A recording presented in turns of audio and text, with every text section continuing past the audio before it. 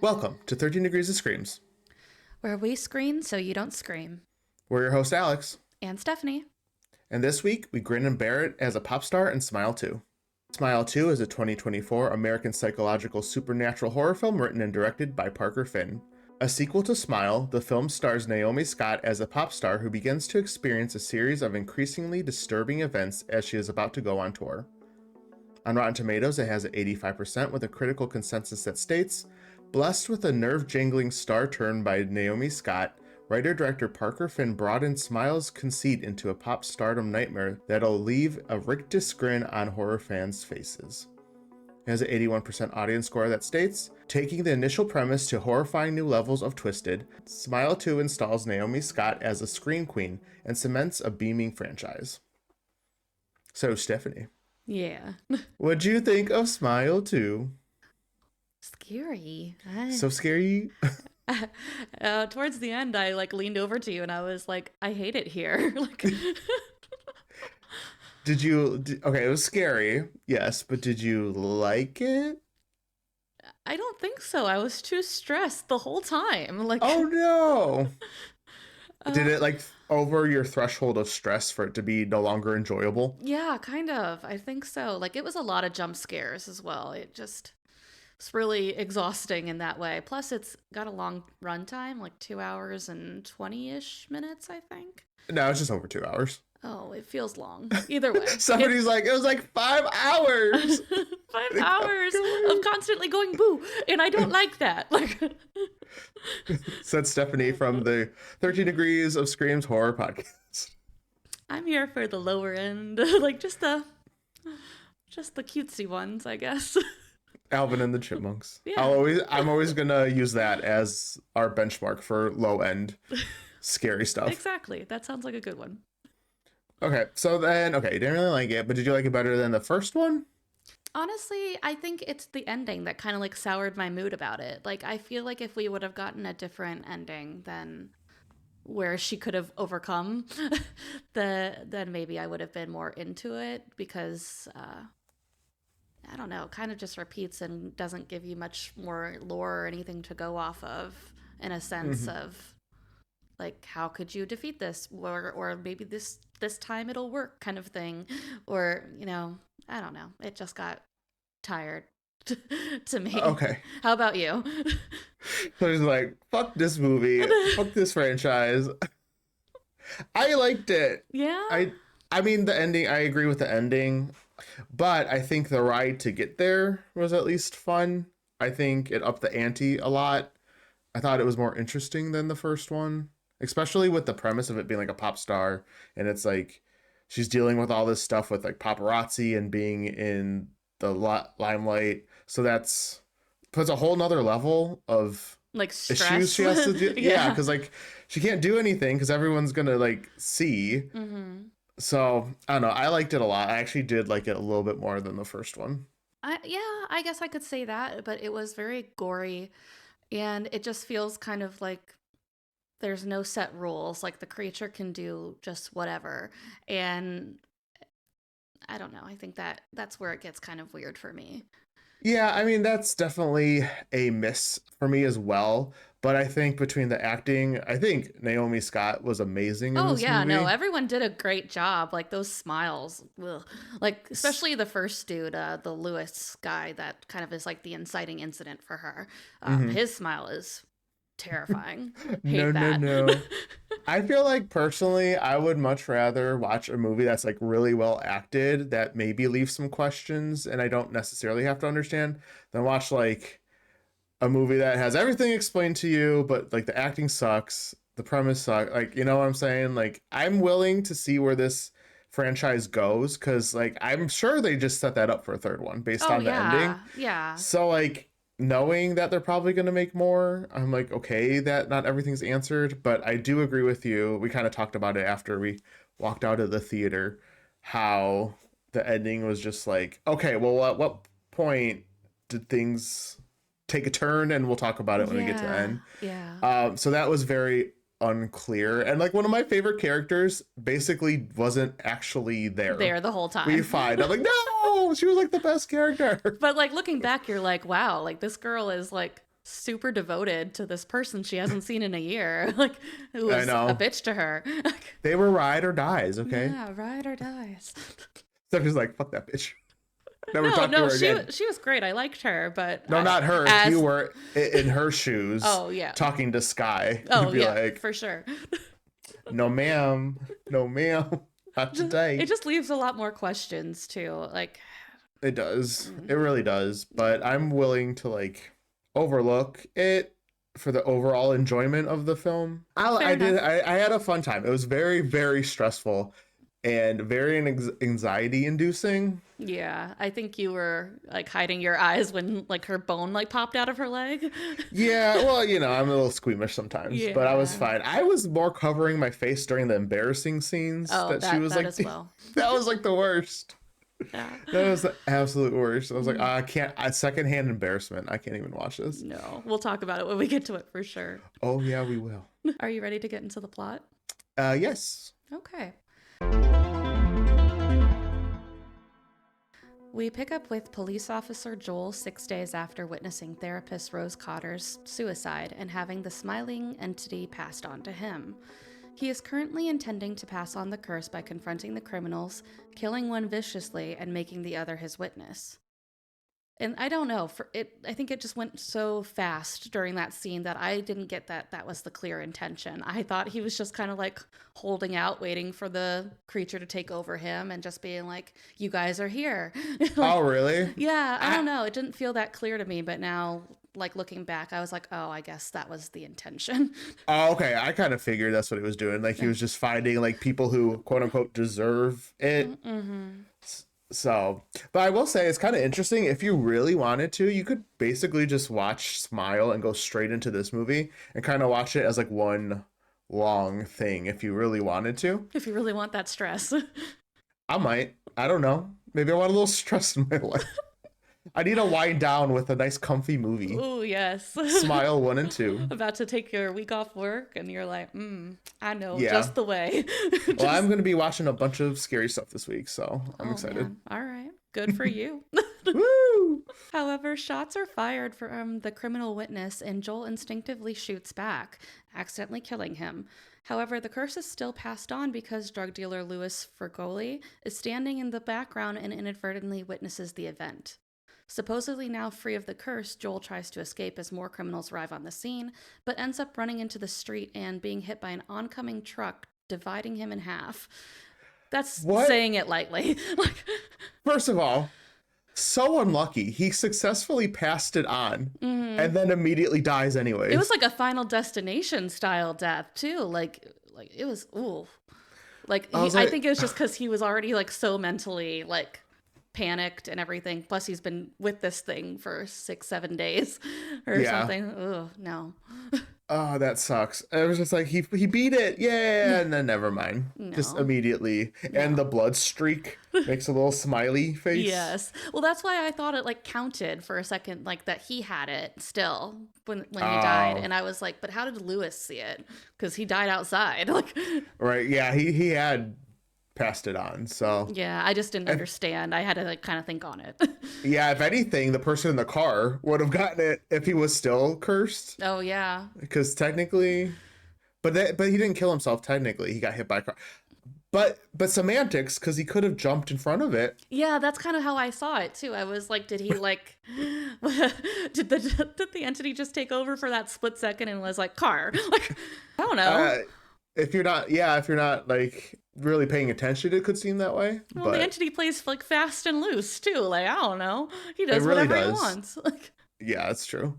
a few days later, we focus on the redemption arc of pop star Sky Riley as she prepares for a comeback tour after a year off due to her struggle with substance abuse and recovering from a car accident that killed her boyfriend, actor Paul Hudson. Although she appears to not be using drugs or alcohol, she still deals with severe back pain from her accident. Despite her momager Elizabeth and assistant Joshua's constant supervision, she sneaks out to buy Vicodin from former high school classmate Lewis. When she arrives at his apartment, he tries to attack her with a sword and is clearly scared of something.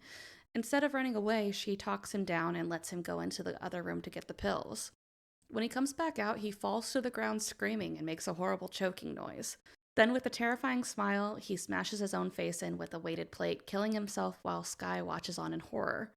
Traumatized, she throws up, then runs away, afraid to call the police and reveal herself. Fun. I didn't care for that at all. I was like, we don't need to see this. Like, Yeah, that was pretty. The smashing of the face was a lot. I don't think I really watched that much. I was like, the sound, like this the sound. I watched, but the sounds, I couldn't take it. And then, we know how this works. Like, he's going to start haunting her, basically, or whatever. The entity is going to start haunting her as him. Every time before we actually see him, we hear the sound of tissue, like, hitting the floor. It's like very wet and squenchy. Yeah. Stephanie's favorite. Squinchy. Squenchy, squelchies. Love it. Sucking noises. And I avoided the word for your own benefit because the other the F word. Flesh. Yes. So then you wouldn't have to. I don't like that word. I know. It's not my favorite. I knew, so I avoided it for you. Skin. The skin's fine. Skin works. Skin. So nearly immediately, Sky is plagued with physical and auditory hallucinations of Lewis and other people eerily smiling at her, which causes her mental health to deteriorate rapidly. While she's in rehearsals, the entity uses her car accident trauma to torment her and make her believe that she's been severely injured. It's rough. Like, she believes that her leg is like broken, or like bone like comes out of it. Like, we are way too familiar with this woman's car accident, to be honest.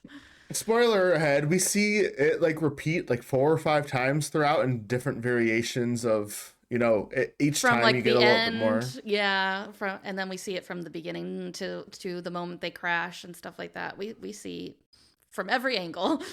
Yeah, and then she's has her scars, so like that's brought up a lot, and like the injuries that she suffered. It's a lot of like gore in the sense of like a natural accident, not like the entity doing anything. You know what I'm saying? Like, that's just always like a worse reminder, to me. like a constant, like the worst case of PTSD, honestly. Yeah, for me, it's like way scarier to know like she got these scars and stuff from a car accident as opposed to being like attacked by somebody. Because like driving a car is just like one of those, like it can happen at any moment, a car accident kind of a thing.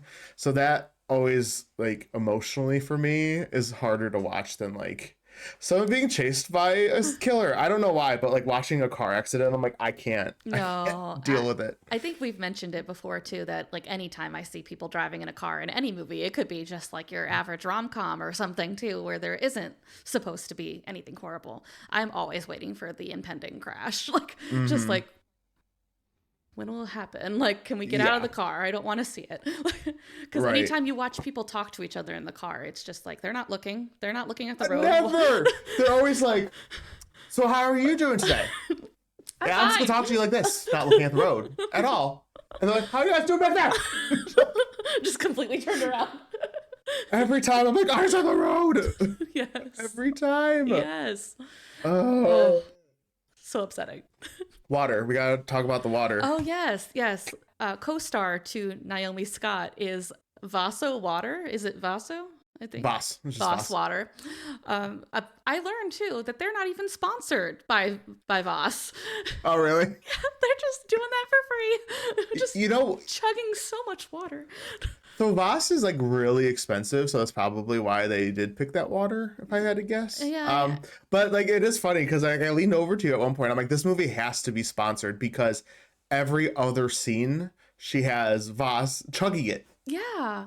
I mean, there's a point of it in the story, so it's not like just randomly happening. But it's just funny. It's always the labeled water. Right. Well, and she does explain to somebody when they're like, wow, thirsty much? Because she is like chugging like 24 ounces of water any given moment. It must have been part of the audition process. Right.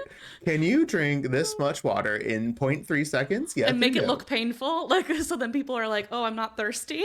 Like, you thought it looked painful? It did. Like, just like, I don't know. Yeah, you don't use that image. But oh, I'm going to. So...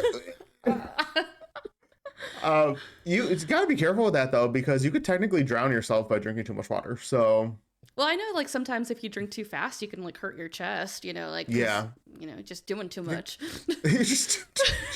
Not Miss Naomi over here. She was No, ready to go. she She practiced. she practiced drinking water for this movie. Yeah, but she does explain to someone that points it out that it's like a coping mechanism for her addiction that they taught her in rehab to whenever she feels like she needs to use it, like a control thing is she could drink a bunch of water. And I'm Hmm. like, all right, whatever you need to put this in here, but apparently they're not even sponsored. So, Yeah, whatever works. Mhm. Fine by me. So one day while signing autographs, Sky encounters an obsessive fan that needs to be pulled away from her, and later believes he is in her apartment, naked and charging at her. Yeah, what's his name? Alfredo? Yeah. Alfredo? Is terrifying. He's all, yeah, he's like all, they made him look like really dirty. And like he Yeah. has like sores on his face. I think Hmm. it was a little over the top, to be honest. I think they could have toned that down a little bit, in Yeah, my like some opinion. sort of rash or something is going on, like all over, like outlining his face. Yeah. Yeah, and I don't know. Especially as And like a lady, I don't want to be thinking about being alone and then being in the dark and seeing some naked man charging at me. That's like the worst thing one of the worst things I think could happen. I know. And before we go on, I did want to mention during the scene with Alfredo, there's also this little girl who's doing the smile and she's just smiling. What do you think? Do you think other people was that girl really there? And then no one else just saw her smiling? Or was the girl never there? You know what I'm saying? Like, what are the rules here? Because like people were interacting with this girl, but no one saw her just smile. Like she never said anything. Right. You know what I'm saying? I think she was there, but only Sky saw her Smile. as that, as that big smiling thing. Like they just thought, oh, cute, because like when she goes to take her photo with her, the girl's just like at She's like, her. Yeah, yeah, basically. your smile looked normal. Oh yeah. It was too normal of a Sorry, smile. sorry. Nailed it. Yeah, I got it. But yeah, so I assume that they were just like, oh, cute, like she's obsessed with her, but like in a sweet, little child way. But she sees her as like this menacing Yeah. smile. That's what I was thinking. Because the thing about this movie, as opposed to the first movie, is there's so many people around all the time Mm-hmm. that like there's other people interacting with these smiling people. So you're like never sure if that person's like, are they really there? Is she only seeing the fate? Like the rules to our point earlier are just kind of ambiguous, Yeah, especially with this movie because like her assistant was with the girl, so it was like, ushering this child forward, and yeah. So yeah, it's like she's obviously there. Like people see her, but they don't right. necessarily see the big grin. So I was just curious your thought on that. Okay, I have a question for you later on too about Oh somebody else boy, that we see. all these rules we're trying to figure out. I know. However, this is just another hallucination. Scared and looking for someone to confide in, she reaches out to her estranged friend Gemma, who she drove away sometime last year in the midst of her drug use. Surprisingly, Gemma is very receptive to wanting to reconcile their friendship and agrees to come over right away. Like, drops everything, it seems. She's just like, yeah, I guess I'll be Yeah, there. be there in like 45. I'm Right. like, I won't even do that such short notice for people I've known for 14 years. I'm like, Yeah. you're gonna have to give me a little bit more time. I'm a No little fight busy. previously. Like, No fight, just like, wait, hold on. wait, you can't just expect me to drop in. Like, Yeah, you don't seem that panicked. Like if you were like crying hysterically, then maybe, but yeah. Sky apologizes and confides in her about the hallucinations, and Gemma agrees to spend the night to keep her company.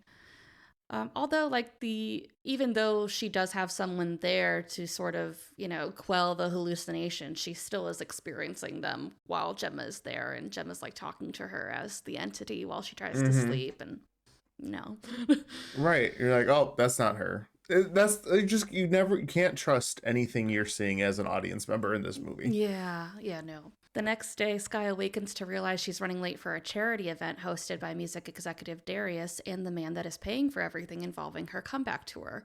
Sky's mother, Elizabeth, emphasizes on numerous occasions that they must keep him happy since he's footing the bill, and of course that means the charity event goes down in flames. Oh my God. Yeah. Did we mention earlier that she's attending this charity event that she doesn't want to speak at? Basically as a favor to him. Mm-hmm. Yeah, like he tells her too, like it'll be like really simple, like everything will be like laid out for her. She'll just have to do like this teleprompter speech and just in and out, done. It was bad. Yeah, tell the audience how it goes, Steph. Okay. Tell them what happens. Sky's teleprompter stalls, and she apparently cannot improvise well. You know how like sometimes singers can be actors and vice versa? Not for her, apparently. So she ends up rattling on about her poor mental health, like due to her music career and previous drug abuse. And this is music for underprivileged kids, so it doesn't set a very great example. No, not quite. Yeah, and then when the teleprompter finally picks up, she sees her dead boyfriend smiling sinisterly at her from the crowd and stalking towards her. An older woman, like from behind her, attempts to like help her from the stage. They're like, "Okay, enough, sweetie." But as soon as she touches her, Sky like veers back and like elbows her so hard off the stage into a table, and like she's knocked unconscious. Like the table collapses. It's awful. I literally, when I tell you, could not watch this scene. I like had my popcorn bag in front of my face. I was like, the secondhand embarrassment. It was so Bad. stressful to watch. Like, I have a public speaking issue. Like, that stresses me out. So like seeing other people bomb so hard on a stage, like No, I triggers my fight or flight instinct. And I'm like, well, I can't go running out of this theater. There's nobody to fight. So I just need to like hide behind my hands. and pretend it's not happening. Yeah. This was not necessarily a scary scene. It was just a very, very, very stressful scene. Yes. I was like, no, ma'am.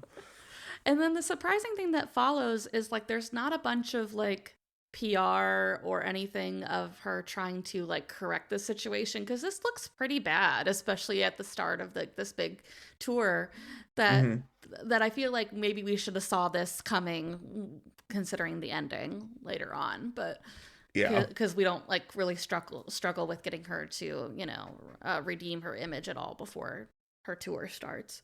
So all the while, Sky has been receiving texts from an unknown number claiming to know who she is and telling her she's in serious danger. She finally agrees to meet the person at a crowded bar, and we meet Morris, an ER nurse who understands what she's going through, as his brother was a previous victim. And they cut to showing how the brother died, and I needed a little bit more warning for that. Like, he took off his jaw with a crowbar. as you do. Typical Tuesday. There was the same shot or the same kind of concept like in the first one when the professor's wife was saying how she had to identify the body and it jumped to his face really quick. It was the same exact shot, like idea where just like he says it and then it was like boom, there it is for like 0.5 seconds, and then it was back to like him talking. Yeah, hate that. They are obsessed with like people like taking off their jaws.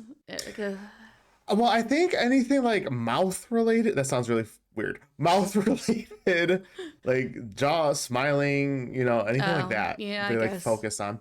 True. At first, Sky doesn't believe it to be a demon, which I'm like, how can you not at this point? Right, we were both like, what? She doesn't like believe him at first or whatever. Like she's skeptical. I'm like, what do you mean? Like how this bad man... was your drug addiction? Like, did you think this was just every day for you? Like, I don't know. I'm like, girl, you have someone literally believing you and describing exactly what you're seeing. What do you mean you don't believe? Maybe I'm gullible, but I'd be like, oh my God, save me. Take me right away. Like, show me where. Right.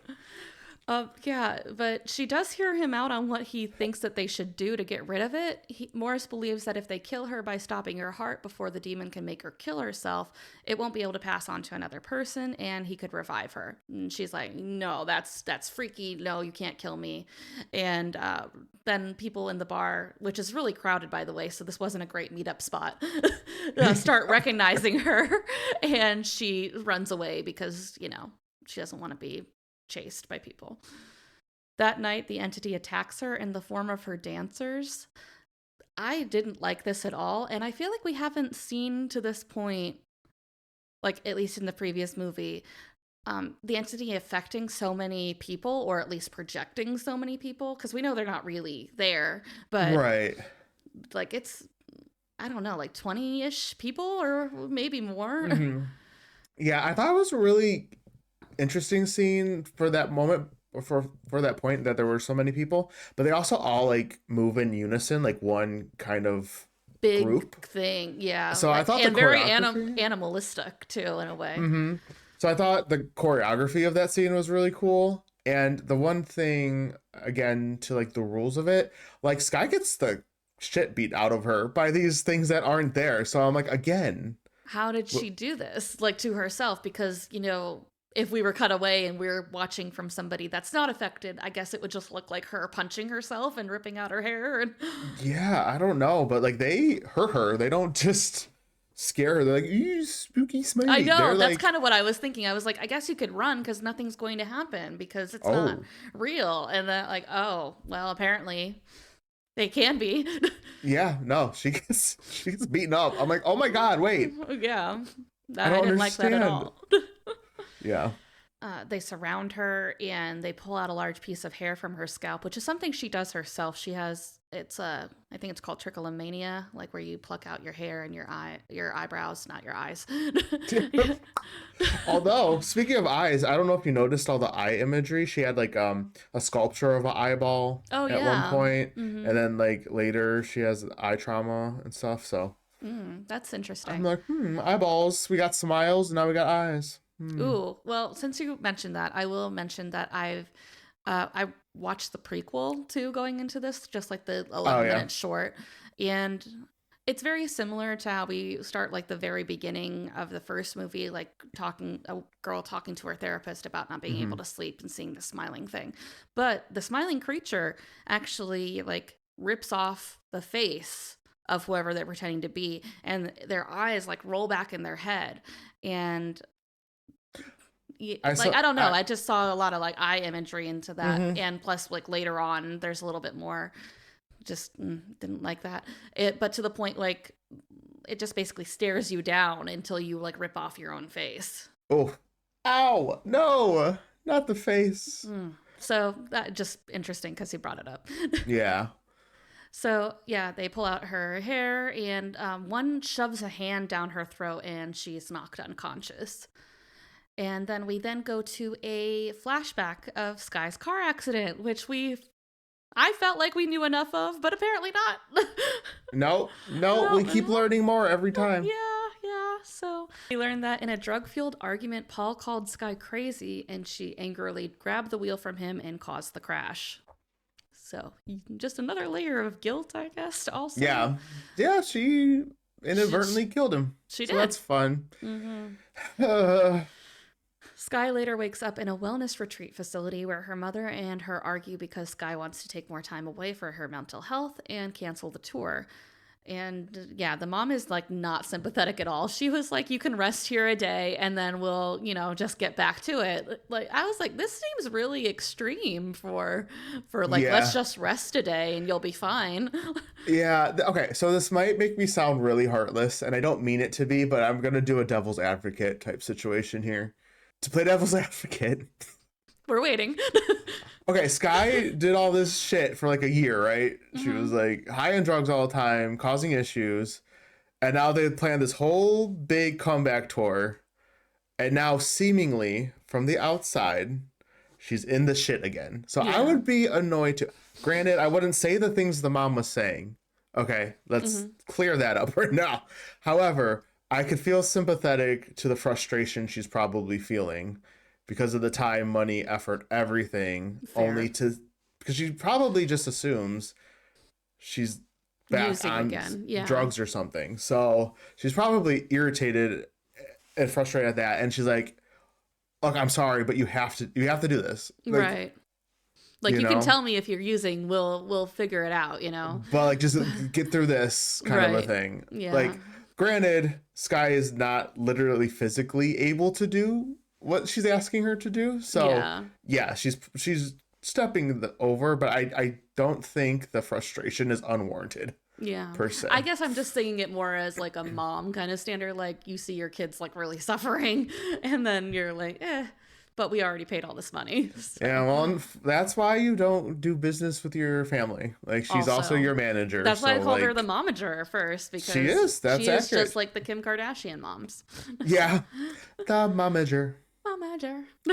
So, however, the entity takes over her mother, making her break a mirror and stab herself repeatedly in the face. Like, very, very bad. Like, stabs herself in the eye. Mm-hmm. She tries to run away, but she realizes she's not being chased, and Sky turns around and she realizes that she actually stabbed her mother to death. And I was like, again, like, this also, I guess, clears up the whole cat situation from the first one. Like, that makes it more apparent to me that She killed the cat. Yeah, she killed the cat. Uh-huh. Just, and she's not like really like, oh no, my mom's dead. She's more or less like, how do I cover this up? How do I cover this up? And I guess like, you're so freaked out, like, what are you gonna do? So she puts on a giant hoodie, but her Sky. Yeah, her patient like hoodie, patient hoodie. Her patient hoodie. No, she puts on a giant hoodie over her little smock, you know, like the patient smock things that they give you at the doctor's office. It's still covered in blood underneath, like, and you could see it clearly hanging out below her knees. And she just thinks, like, if she just pulls the hood up over her face, no one will notice that she's covered in blood. I was like, you could have tried a little bit. You know what I thought she was going to do? At one point, she was, like, looking at her mom. I thought she was going to take her mom's pants and put them on. Oh, maybe. That would have made more sense. Yeah, I thought Not just, like... I thought she'd rinse off or something. No, like, this is the best she could do. She just, like, wipes herself on some blankets and puts her hoodie and runs away. So she tries to escape the facility and ends up grabbing a gun from a security officer when she's confronted about the blood all over her, and runs into Gemma on the way out, who agrees to drive her to meet Morris. However, while they are driving, Gemma calls her and tells her she just got her voicemail a few days ago and wasn't sure if she was going to call her back, meaning she was never in Sky's apartment and we hadn't seen her for real previously. So the entity was literally playing besties with her. Yeah. Like, I at one point I leaned over to you. I was like, are you telling me that the entity knows how to make matcha? Like, yeah, because in the one scene, the mom comes the morning she oversleeps, and then the entity, I guess, had 2 cups of matcha, and she says hi to the mom. But that's right? Where my question comes in, though. The mom doesn't say anything back. Yeah, because that's the end of the scene, so we don't know. But I guess we can only assume. Yeah. Maybe she didn't really see her. She was just like, yeah, hey. But that's crazy to me that there's whole ass periods of time where the entity is being cool. Yeah. To Sky, like, just and being chill. The best friend ever. Yeah, and its reach and its power is way greater than we ever would have thought based on Smile 1. Like, this thing was fabricating a whole ass person for at least 24 hours. Yes. And so dedicated to Sky and wanting to help her and everything. And like, wow, what a long con. Yeah. So, so Sky realizes that Gemma with her is the entity and yells at her that it's not in control, and she regains consciousness, we think, and she realizes that she's the one driving, not Gemma, and she's alone. We're just like, I don't know where we're going anymore. Right. Yeah, so she's actually driving this whole time. I'm like, you know, when you like drive and sometimes you're just like thinking about something that you like show up to your destination, you're like, How did I get here? Yeah, I don't know what happened. I don't remember this. Like, that was this times like 10. Yes. She meets Morris at a broken down Pizza Hut where he takes her to a walk-in freezer to preserve her body when he stops her heart. He plans to give her a shot of adrenaline after 9 minutes to revive her, but leaves the room as he forgot something. And I was like, suspicious. Yeah. I was like, because I leaned to you again. We talked a lot during this movie. Yes. And because there's a cinder block keeping the door open because it locks from the inside. I was convinced he was just going to kill her right then and there, and then it just like breaks the chain. Like, he didn't care if she... I mean, might as well have. Right, if he just kills her, it's done. It breaks the chain regardless. Like, he probably... Like, in my head, he doesn't know how to kill her and bring her back to life. He's just luring her That's true. somewhere to kill Yeah, her. it's kind of crazy. But I mean, the whole thing is crazy. Yeah. I was convinced, but Yeah. alas, it's not right. And alone, Sky is tormented by the entity disguised as herself and momentarily believes she overcomes it by stopping her heart, but she accidentally gave herself the shot of adrenaline instead. So, like, the entity just like smiles and laughs at her, and she comes to yet again, this time at the start of her tour, and walks on stage like completely shell shocked. The entity appears to her again as herself and rips itself out of her body through like her stomach scar, just like pulling part like skin and tissue, and we see her like fall and start choking on the ground. And then we look on and see from the stadium crowd's point of view, as they look on in horror as she bludgeons herself with a microphone. And we just like cut back to see like the aftermath of what she's done. Basically, we don't see her actually killing herself. Yeah. So this ending, which is problematic for many reasons. One, the mom's in the audience, which means the mom didn't die. That never happened. Yes. You don't know at what point, like, everything going forward was fake. Like, you have no idea.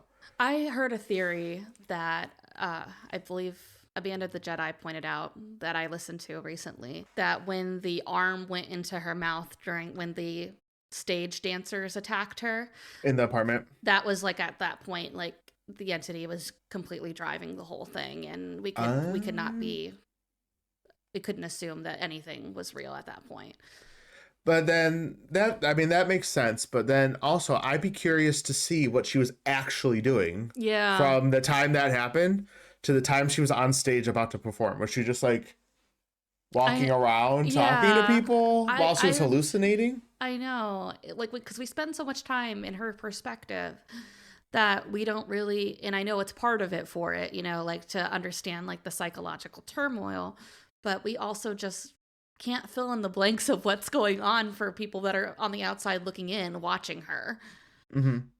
Yeah, So, that exactly. Because like, she's obviously wasn't just like laying there this whole time, just like hallucinating in her head. Like, she had to have been like getting up, going to, whatever she's been doing leading up to the tour. So like, has her body just been on autopilot while she's just in her head, like in a comatose like state? You know what I'm saying? Yeah, because when we walked out, we thought like, oh, she's just been hallucinating since the moment she got this thing, basically, because you couldn't rely on anything. Like, Gemma wasn't real. Morris was completely fictional. Like, we didn't even see any proof that he was a real person. Honestly, when she first started getting the unknown text messages, I assumed it was also like the monster, just like tormenting her in a different way because, she's a big celebrity and now she's going to get arrested for somebody dying. Right. Yeah, that's the problem with this movie is just the ending. Like, literally, it seems most of it was all in her head, or it was all a dream type scenario, which like, I hate that. I hate when they do that. Yeah. So that was like the only downside is you literally never know. It would have been nice if they would have used that extra runtime to kind of like see on the outside looking in what was going on during those few days. Yeah, that was just some sort of, I'm just so curious what she was actually doing during that time. That's all I want. I like a little bit of explanation of that. I would even be okay if they did like a flashback where they saw from other people's perspective what she was doing. Like with the mom or somebody. Anything. Yeah, so the ending was kind of a miss. Although I will say the demon coming out of her stomach was freaking cool. That was awesome. Ugh. And then in the first one, they had like the prosthetic face where they just, they stretched open her mouth. This, like, her mouth was actually like tearing open. Yes. And the teeth were getting all jacked up. So this was like more intense than just crawling into her mouth. Yeah. This one was definitely more gory and just like everything that could happen violently did, basically. Yeah. That's true. Oh, and I forgot when she was seeing herself at the Pizza Hut, like the entity kind of did something similar as to the first movie. Like the first movie, it was possessing the mom. So it becomes like this like creepy version of the mom, and it kind of like stretches out and becomes really scary looking. In this case, she didn't change a lot physically, just like her face kind of, thinned out a little bit, and her eyes became like, I don't even know how to describe them. It was, what would you describe it as? Like they weren't pupils anymore. They were like little stars or something inside of them. Oh, I didn't even really notice, to be honest. Like they were huge and like had like tons of little lines in them, like really spiky. I don't know. She had anime eyes. Not the cute ones. Ooh, I don't know. I honestly didn't even like catch that. Yeah, no, they were real freaky. Yeah, watch it back. You'll remember. I might check it. Check it out. Are you ready to talk about our scary scenes and our rating? Yeah, let's do it.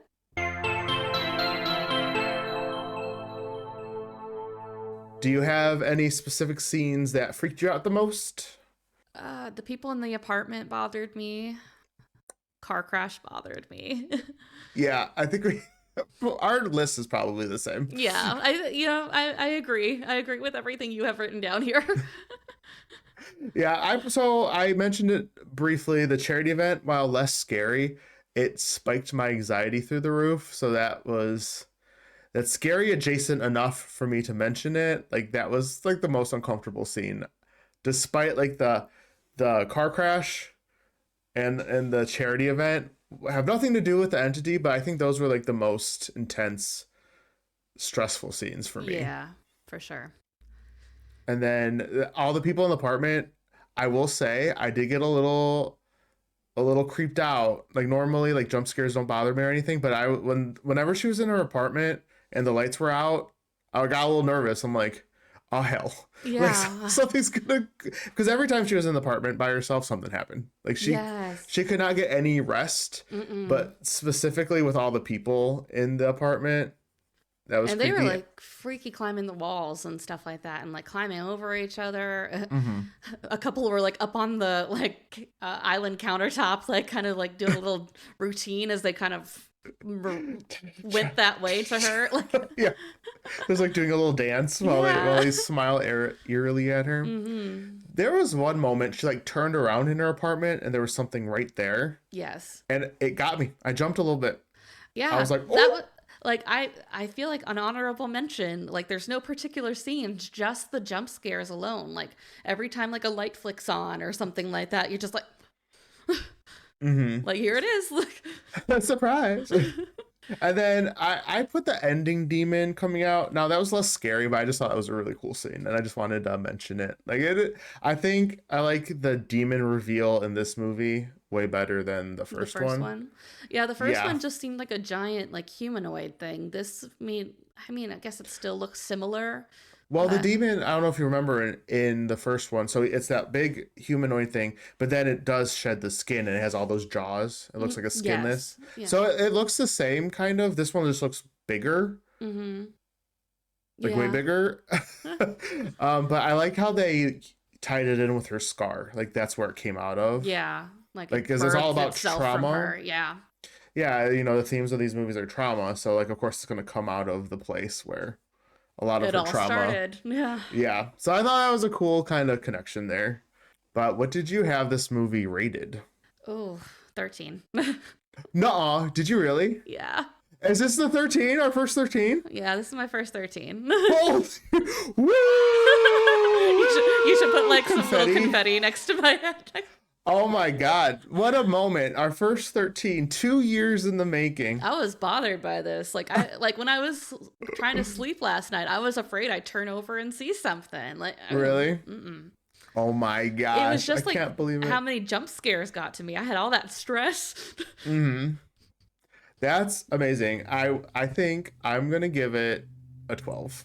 Okay. It's up there. Because again, the emotion it elicited out of me the entire time, like again, it wasn't necessarily like pure fear, but all the anxiety and like the stress of it all, like it's a form of fear in my opinion. Like that's all there was similar. No rest for this. No, it was like once she got that demon, it was like constant anxiety. And like, you know, whenever you watch like documentaries or movies about like being famous, they're like, oh, it's just so hard. And it's like all the people, which you could sympathize with, you know, like paparazzi and stuff. So you have that already, just her being a star, and then add this whole element of the demon. Yeah, and no one believing her about anything. Yeah. Yeah, while recovering from, drugs, and she killed her boyfriend.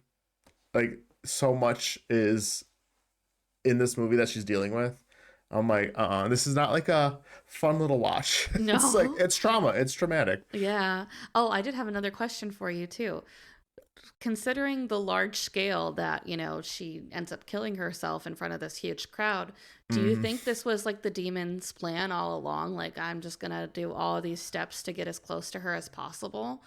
And then, like, once I get her, then that's when I'll make my grand finale and I can infect so many people, kind of thing. I thought so. I kind of was talking to Nick about it on the ride home. I'm like, I don't know if it has the capability of passing to multiple people or not. Mm-hmm. But let's just say it can. Then yes, absolutely. I think it waited to the moment that she was on stage to do Yeah. this. Now, if it can't spread to multiple people, then it doesn't really matter. But I'm willing to bet the third one will see like a bunch of people being infected by this thing. Yeah, I would assume so. Because 'Cause otherwise, the only reason I could think it wanting to do that is just to further traumatize people. Like, so then if it does eventually reach you again, like if people don't get infected from this initial thing, like it can revisit, like, and Yeah. find you again and be like, oh, this is the thing that bothered you? I was there. Yeah. No, yeah. But could you imagine if it does infect all those people? Like, this is going to spread. So Like, this is like the badly. downfall of humanity, Yeah, probably. I feel like that's what the third one's gonna have to be about, especially if they're gonna go along the route of no one's safe from it, and like we're not gonna even try to make people survive it. Yeah. I think that would be the only reason to have this done in front of everyone, is to pass it to as many people as possible. Yeah. Oh boy, the end of the world caused by a little smile. Oh, I did have one more question for you. I remember. Are you sure? I remember One more more? questions. Okay, go ahead. When she meets up with Morris to like prove himself to her that he knows what she's going through, she watches this video that he gives her that Lewis had made before he was killed, of him like kind of going through his apartment in the dark and saying that he sees something in the corner, like smiling at him. Did you see anything in that? Or No. I was expecting to, but just because, especially because it's her watching it. Yeah. But No, I didn't see anything. yeah, I just wondered if you saw anything, and I was just not. No, I didn't Also, see like, why do you walk through your apartment in the dark? Like, Right. Turn the light on. What are you doing? Okay, just wondering. Thank you for listening. If you enjoyed the show and listen on Apple Podcasts or Spotify, giving us a 5-star rating is super helpful, and we always appreciate that. And of course, if you're watching the video version, you could subscribe to our channel and leave comments on movies you want us to cover. Yes, please. And you can follow us on social media using 13 Degrees of Screams. This has been 13 Degrees of Screams, and we will see you next week. Bye. Bye.